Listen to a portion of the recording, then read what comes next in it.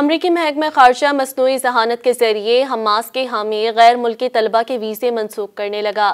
اس سلسلے میں پہلی کارروائی کرتے ہوئے حماس کی حمایت میں ہونے والے احتجاج میں حصہ لینے والے ایک طالب علم کا ویزا منسوخ کر دیا گیا۔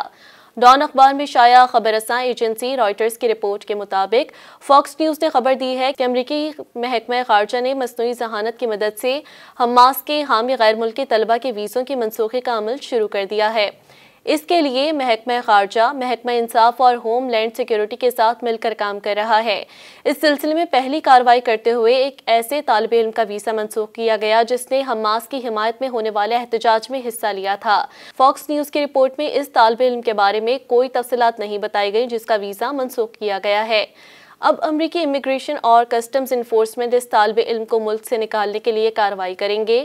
امریکی محکمہ خارجہ نے ان رپورٹس پر براہ راست کوئی تبصرہ نہیں کیا، لیکن امریکی وزیر خارجہ مارکو روبیو نے سوشل میڈیا پر پیغام میں کہا کہ امریکہ دہشت گردوں کی حمایت کرنے والے غیر ملکیوں کے لیے زیرو ٹالرنس رکھتا ہے۔ امریکی قانون کی خلاف ورزی کرنے والوں بشمول بین الاقوامی طلبہ کو ویزے سے انکار یا منسوخی اور ملک بدری کا سامنا کرنا پڑے گا۔